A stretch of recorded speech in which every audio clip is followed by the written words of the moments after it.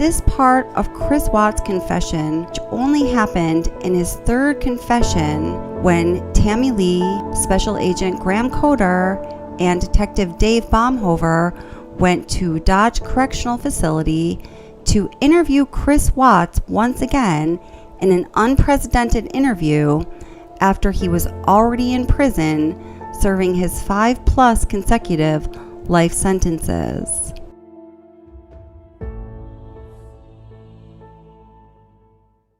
Something was urgent, just like I had to say something. Okay. So then exactly what did you say and what happened?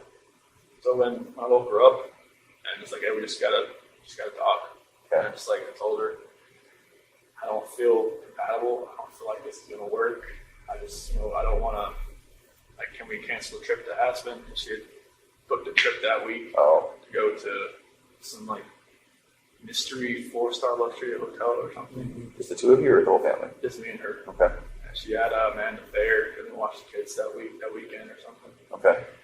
And I was just like, can we cancel that? Can we like do something? Like, from what I remember, I even said, can we move to Brighton just to get away from like this house? Oh. But like, I'm not sure if that was like in the beginning or the end of part of the conversation or whatnot.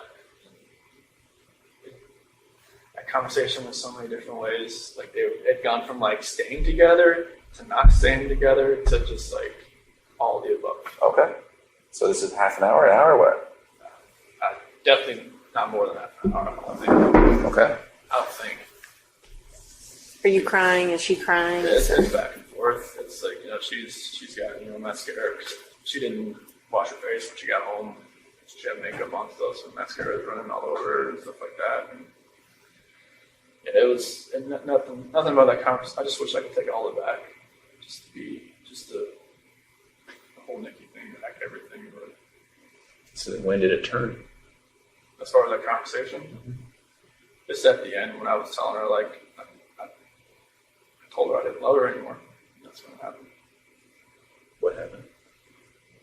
She told me to get off her, and then I put my hands on her. Okay. Did you say she said something like that you were hurting the baby or something? That was before that, because when I was straddling her, it was kind of like around her waist type deal. Why did you get on her like that?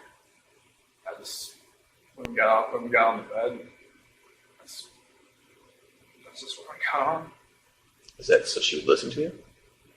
I felt like she could probably listen to me just laying beside her, but I got on top of her. Mm-hmm. And every time I think about it, I'm just like, did I know I was going to do that before I got on top of her? I don't know. Really? That's an interesting thought, Chris. Mm-hmm. You don't know if you knew. Just like everything that happened that morning, I don't know, like, I try to go back in my head, I'm just like, I didn't want to do this, but I did it. Everything just kind of like... Felt like you had to? It just felt like it was... I don't even want to say it felt like I had to. It just felt like there was already something in my mind that I was implanted that I was going to do it, and I woke up that morning and it was going to happen, and I had no control of it. You never thought about it before? It was just like, I don't want... Like when... Like in the sentencing hearing, that prosecutor said it takes 2 to 4 minutes for something like that to happen. Like, why couldn't I just let go? I didn't. Oh, that's interesting. I just let Was go. it feeling like it was in motion and you just couldn't stop it? Yeah, it was just like, I don't even want to know what she saw when she looked back at me, honestly. Did you look at her? What was she doing? She wasn't fighting. Why do you think she wasn't fighting? I don't know, maybe she was praying, maybe she was just... I read the Bible, it said, the scripture says, don't forgive these people for they do not. She, like when you guys told me, like, take off your shirt and check for defensive wounds, and there wasn't going to be any. She didn't fight. I don't know why. So she didn't grab. Could she grab your arms, or were her arms pinned down, or? Not that I remember. I don't think so. I mean, I don't think like I moved to where my knees were around her arms or anything. But it was just kind of like when I got on top of her, we started talking. That was it. It's kind of like in my head, or like in the back of my head, that was going to happen. And just like at the end of the conversation, it was just like, that's what happened. I just wish I could have let go. Did it seem like it was that long, 2 to 4 minutes? How long did it seem for you? Almost kind of felt like it was longer almost. It felt like time was standing still.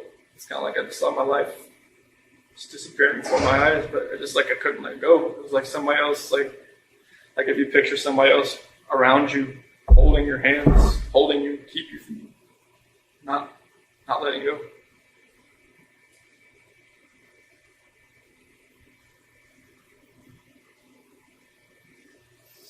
At some point there was a statement about rage. Do you feel like you were in a rage at that point? That's the only way I can describe it, honestly.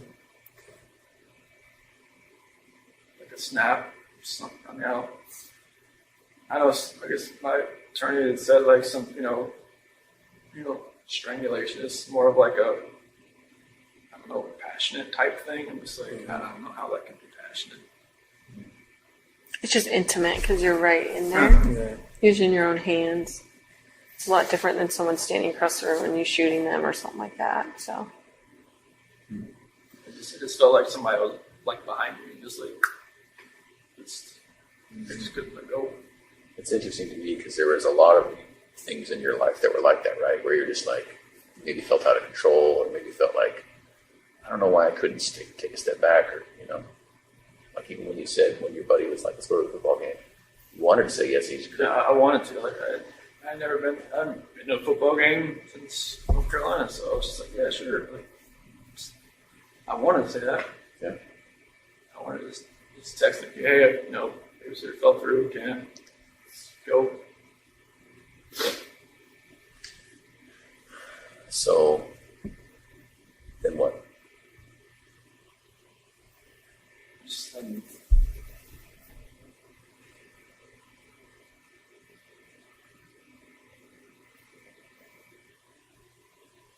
after Shanann was, I guess, when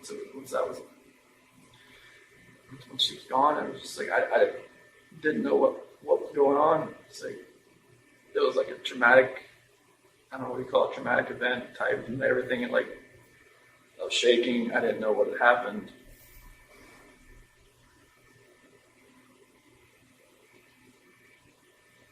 I didn't know what to do.